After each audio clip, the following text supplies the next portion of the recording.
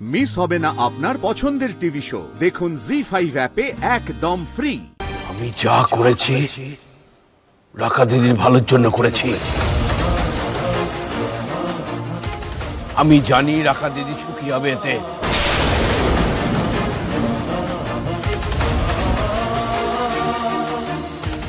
আমার এখন অতটা খারাপ দিন আসেনি যে আমার নাতনির বিয়ের জন্য আমি তোমাদের সাথে এর থেকে বেশি আলোচনা করব।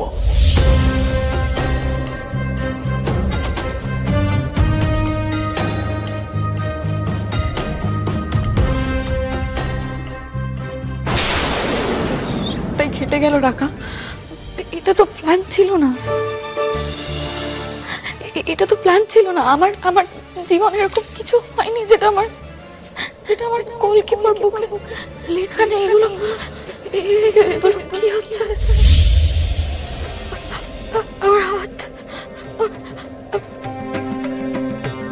আমার হাত, আমার হাত।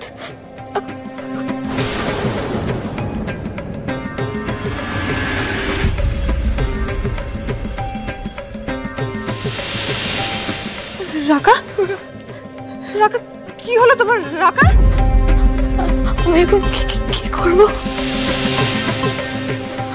কি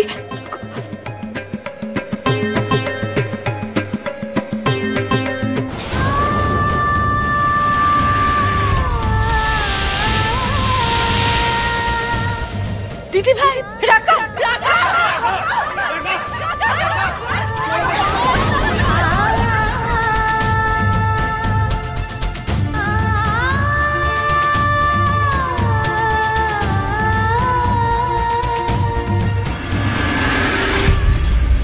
বাবা যখন একবার ওই পরিবারকে কথা দিয়েছেন, তুই হাজার কান্নাকাটি করলেও এই বিয়ে আটকানো যাবে না।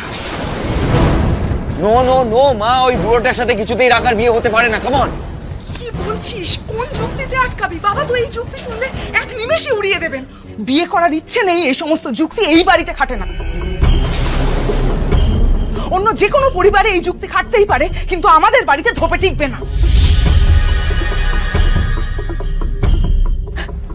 তবে টিকুক না টিকুক আমি বিয়ে করতে পারবো না মা, কারণ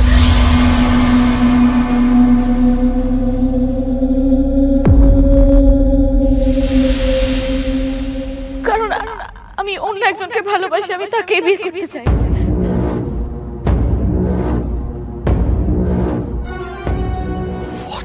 কি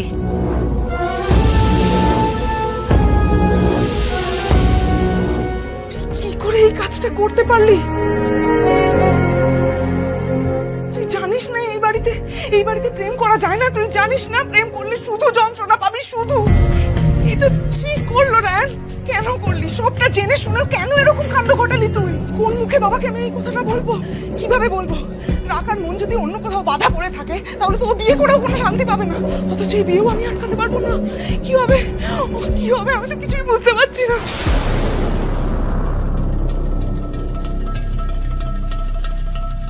এই কথাটা দাদুকে বলা যাবে না কেন?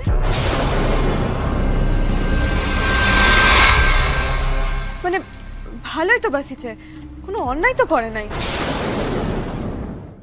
জি5 ডাউনলোড করুন আর সব এপিসোড দেখুন একদম ফ্রি।